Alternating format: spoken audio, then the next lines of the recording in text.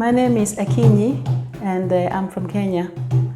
I'm born in Kenya and I came to Denmark in my teens with my family. Wow, you've been living here for many. Yes. All right, cool.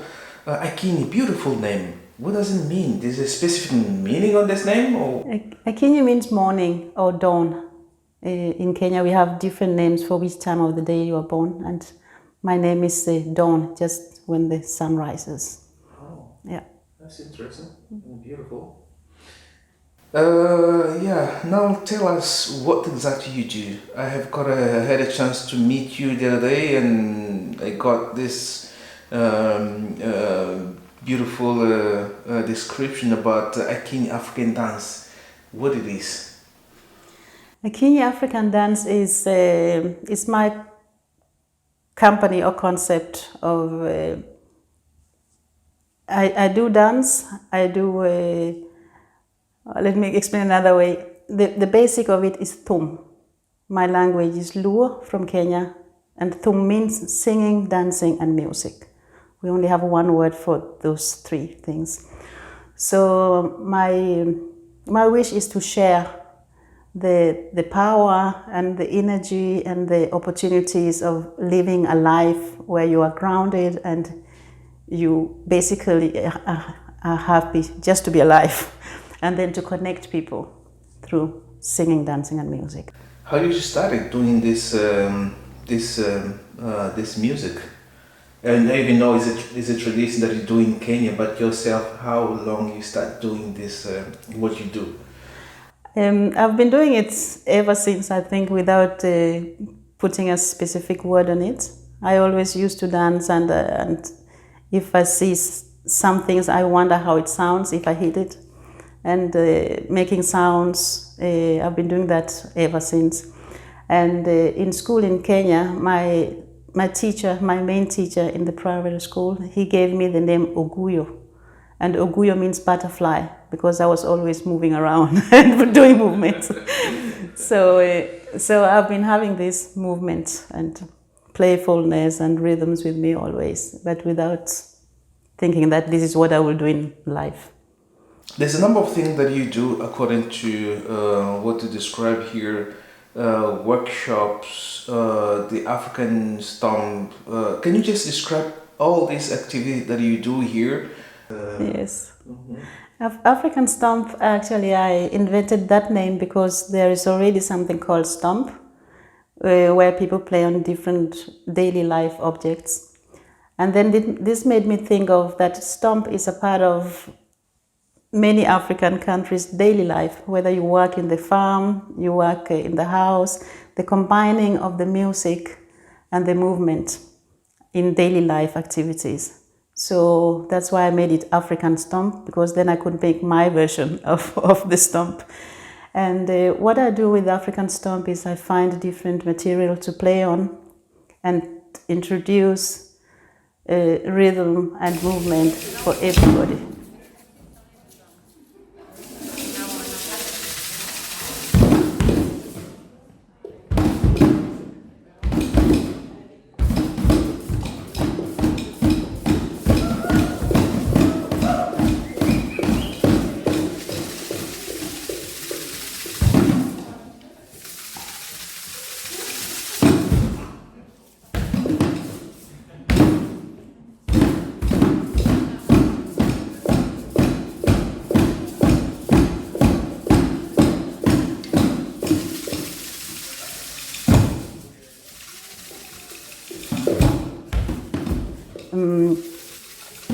I think that we are all born with a heart. I mean, as long as you're living, you have a heart which is beating the rhythm. And when you breathe in, the body is moving. So if you put this to people, that it's just something everybody can take part in, something we share, something which connects us human beings, then many people can relax and say, okay, I give it a shot. And I do combine the music and the rhythm, whether it is babies, whether it is children, whether people are lying in bed, or grown or elder people. And I've worked for some years with a lady who is a physiotherapist, where we work with people who are just handicapped people, where many people say they cannot do anything. But as soon as you play a rhythm, they react. Some of them come with a sound, and we can mirror that sound and build on it. And then people get united, and some people, maybe they're so nervous they just tap in on the table, but we take that in to make an atmosphere together. On the same description, say that you do a theater with African rhythm. Yes. Can you also try to touch a little bit on that? What does it? Yes. Yeah, I can do that. Especially in schools, that's a good idea, because a lot of children, I think also grown up, but a lot of children, they say also a lot of children in Denmark, they don't have enough emotional intelligence, or they don't have enough social intelligence. So just to be able to be around people, communicate and live together, it can be a problem. So what I do is I take some, they can be a part of it, so that they come with the idea what it should be about. And then I combine it with my experience of African culture, where you always use the rhythm and the singing together, so that together you have the another way of expression than just talking about whatever you want to talk about in the theater play. When you come in theater, the other day, the first day, when I met you, you did something was really amazing, where you use people to be in the actors, if you may put that way. What the idea behind that? When I was playing with them. Yeah, I mean, that's kind of like a workshop or theater you were doing. What was that? Can you? Yes. I make people be active instead of me just performing for them. Then I like to share that this music and rhythm and movement is something we can all do together. So what I was doing is I will give them a rhythm, and I ask them to play the rhythm. And then if there was no corona, they would be upstanding. And maybe one group will be playing, the other group will be dancing. And sometimes they will be playing and dancing at the same time. So I tell them a little bit story to get the idea in their head, and also to make them relax, instead of saying, now we are going to play this rhythm and it's very complicated. If you say that, then people go like, no. But if you put a little bit story, give them some picture, then they say, okay, so this is I don't remember what it's, but you give them a picture and something they know from their daily life, and they say, okay, I can do it. And then before you know, then everybody's playing some rhythm together, and they're smiling. And when it comes to this involvement, especially here in Scandinavia, we see like they're more reserved, right? Yes. What is the response when it comes to your work towards the Scandinavians? In the beginning, I was very polite. I used to say, if I was with a group and I was hired to come and dance with them, I would say, would you like us to dance? And when you do that, people push back. So by time I learned that I should not ask, I should just make the circle. And then I say, you do this, you do this, you do this. And then before people know, they are all playing. And then afterwards, some of them always say, you know what? I have never played, or I was always told I could not. So I don't give them a chance to reflect whether they can do it or judge themselves or others. We just find a way of, we're just doing this.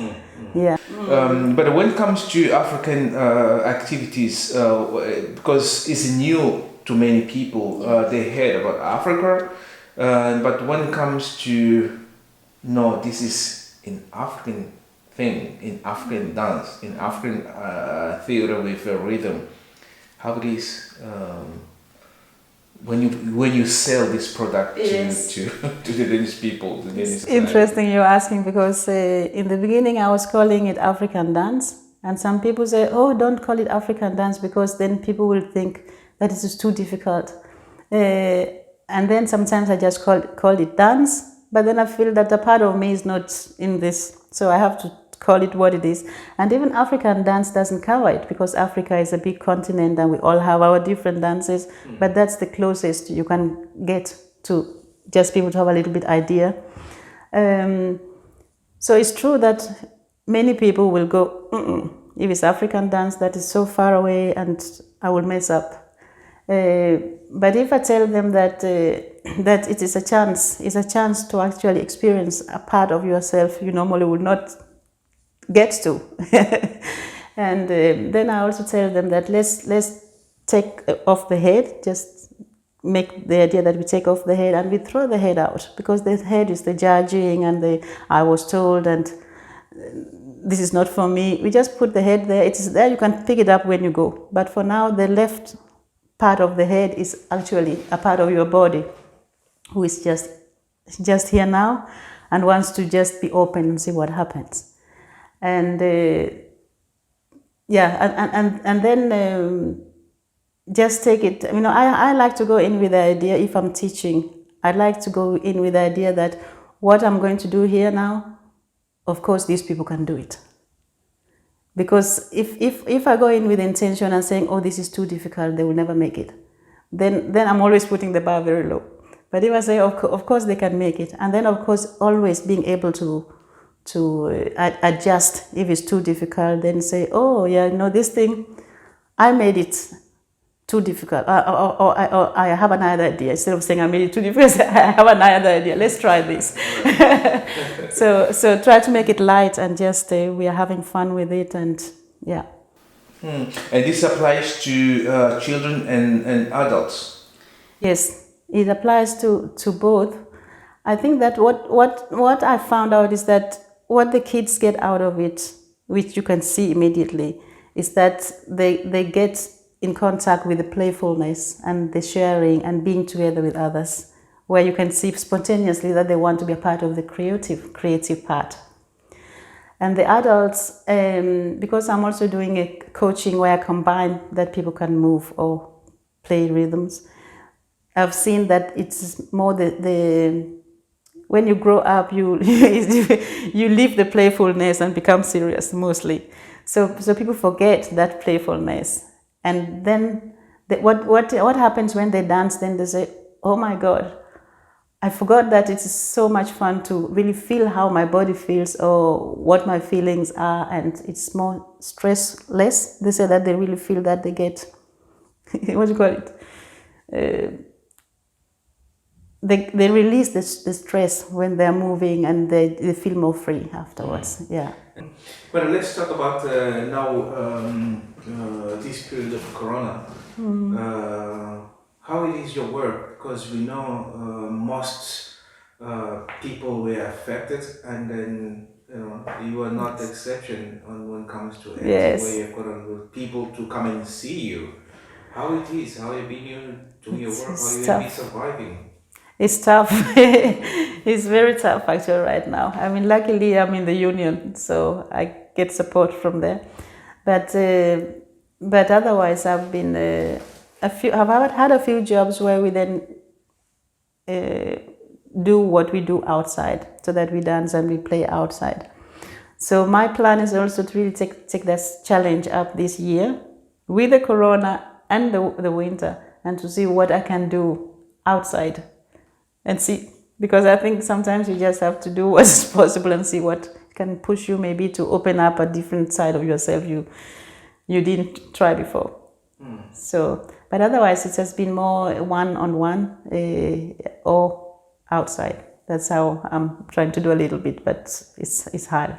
The power of the music and the dance and the rhythms, which I realized that sometimes in Africa we don't know how rich we are on the cultural side, and if you think of the difficult times and the slavery, and what made many people survive was actually playing music and dancing, kept them healthy and made them want to change their lives. And so that's also where I have that there's so much energy in the music and the dance. So you can use it also as a way to thrive if your life is a bit okay, you can use it like to thrive. But also when things are very difficult, you can get more power to get through some things.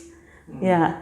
Actually, I was thinking to talk about, but ask you, but in different way, music and the spirituality, because we see, like you already said, that in the time of slavery, people singing, they get that energy in order to, to do what they've been doing, and they've been surviving for all these years. Yes. But on the other hand, as well, I would like you to talk about music and the spirituality. I saw the other day.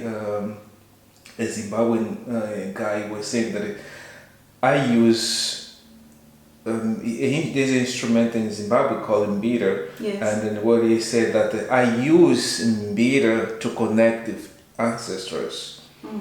What do you think? What you do?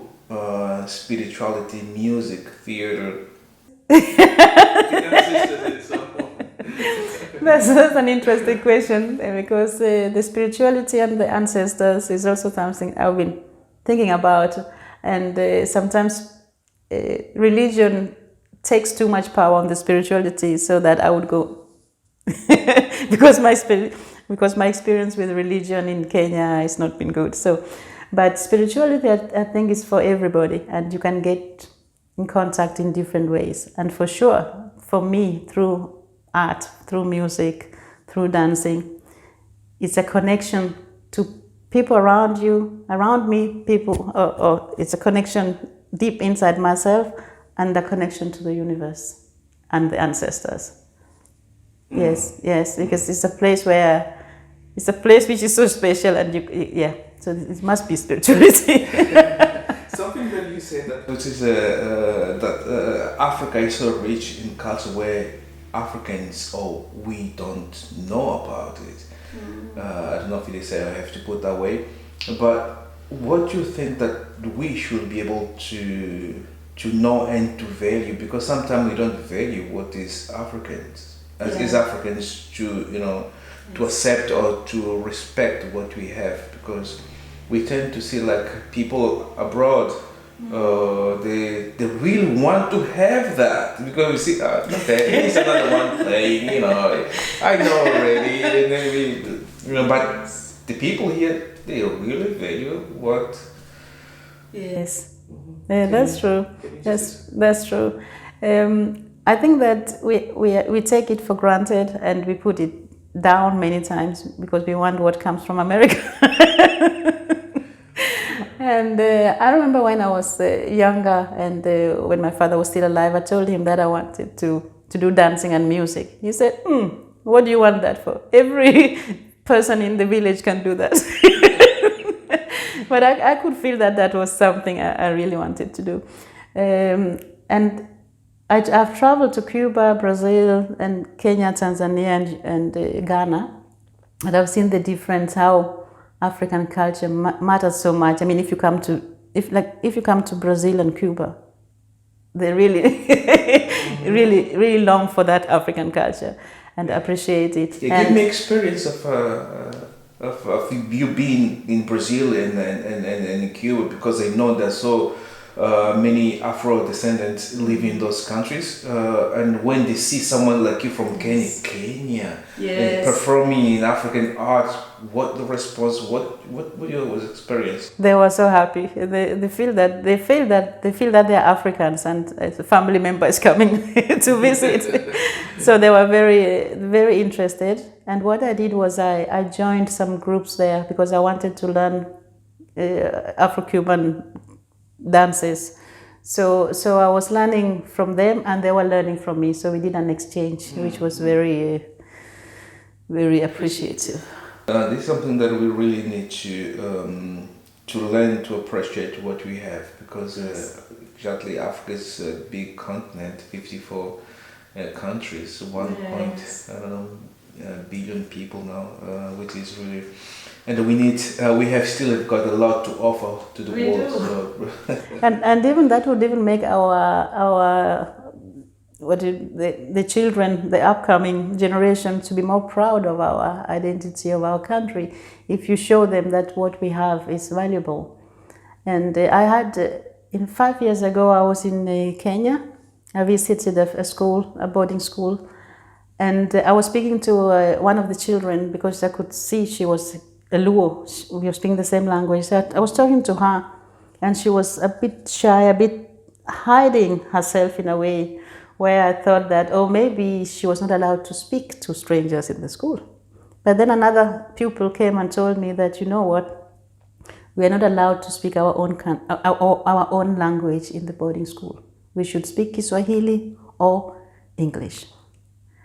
And maybe that could be a good idea if it is that nobody should be excluded. But I know from when I was a child that it was no prestige to speak your own language. So you learn to skip it or put it down. And then that's the way we're going to lose our languages. Yes. If it goes like this 1,000 more years, if it goes this way. Yes. Because it's not only in Kenya, that's happening also in other countries. There's something that you said that you always find the problem when you go to Kenya, or at least last time when you went, when it comes to religion.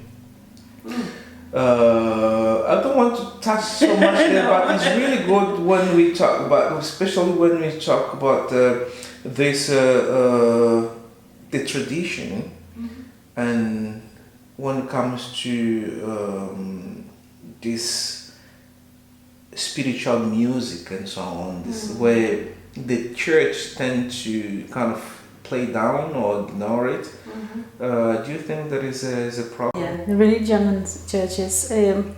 I think, I know that there's a lot of problem with the religion, and there are so many churches. You know, if you ask me if people are Muslim or Christians in Kenya, I would say there's everything. There's everything, also everything in between, and for sure the churches are being used to suppress people, brainwash people, and also. When I was younger, I knew an elder lady who lived before the white people came to the country. And she was saying that they came and they told us all what we were doing was wrong. The religion, everything you were doing was wrong.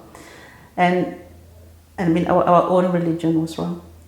And she said that our traditions with the music and the spirituality which lies in doing your culture was abandoned, because then they could bring the Christianity and they could control what you do. And if you think of the fact that many churches does not allow you to have fun. I mean, to be joyous. Let's just say that you are happy. And I see churches in Denmark. If you go, you really have to be in sorrow to be there. And so it is a way of controlling people. Of course, there are churches which are okay, but my experience is that it doesn't let you grow as a person, grow you as a country with your own values. How much we are losing when it comes to know our culture? How much we are losing? Yes. I think we're losing a lot. In countries, in African countries where the government is doing something to teach the children the culture and value it, then of course those places are good. It was like that in Tanzania many years back. I don't know how it was, but there the government was what do you call it? It was supporting the culture and it was thriving. I don't know how it is now. But I think we have to start with the government who will put the money and the opportunities and places for our culture to thrive, and education which is about our culture. If you think of the stories, the books you read in school, how many of them were, if you went to school in Africa, then how many of those books were written by African people? How many of the fairy tales or the stories how many of those were written by our own people? That's true. Very, very few. So automatically the school system, as it was before, make you long and search for something which is outside your own country. What they're trying to achieve when it comes to all these activities that you do here in Scandinavia or here in Europe? one of my goals and wish is to break the barrier between people, and whether it is because I'm being paid to do a job, or I am at a party with my family. I always have this feeling like, let us do something to join people together. And now it has become a habit that people who knows me, when I come to arrangement, they say, can you want you do some clapping and something, just because people are sitting talking separately, and it's okay, but just let's do something where we are joined together, even just for 5 minutes. So my wish is to connect people and to bring some joy in the daily life somehow, and to empower people by having the connection to their heart and their body, their mind, so that they can be more aware of the way they're living, and to connect people, I mean, worldwide. Because if you take care of yourself and you have that sense of appreciating life, then you can also be more kind to other people. So that's one of my wish. Yeah, what kind of instrument that you use to make sound? I use drums sometimes, like that one from Ghana, or I use buckets. I should show me, and I use tins, sticks, and yeah, and a lot of clapping and stamping. So when I'm at a place, I use what is available. Yeah, I can see like you've got also arts that you do in the painting. For how long have you been painting? More like this, I've been doing, I think, for about 3-4 years. But I've been painting for more time without thinking so much that I'm doing it. But the last 3-4 years, I think of, okay, now I'll buy stuff and do something. You intend to do exhibition, or have you done some exhibition? I had a few of my paintings for the Open Festival, but because I'm a bit laid back with it, I just put it on one side. I don't think anybody saw it. But yeah, at some point I will make an exhibition. I need to make some more. We need to see your exhibition, because they're real nice. Thank you. Yeah. Okay. Yeah. Anything else you'd like to say, so we can wrap up the interview? Just again that we should remember our culture and help our next generations to know more about your culture. Even if we are living in a different country, show them some of your culture so that they have that with them as a part of their identity and their pride. If the people would like to book you, if people would like to find you, where can they contact you? They can find me on Facebook under Akinyi Afrikansk Dance, and also on my website, Akinyi Afrikansk Dance. That's nice. Thank you very much for your time. Thank you for your time.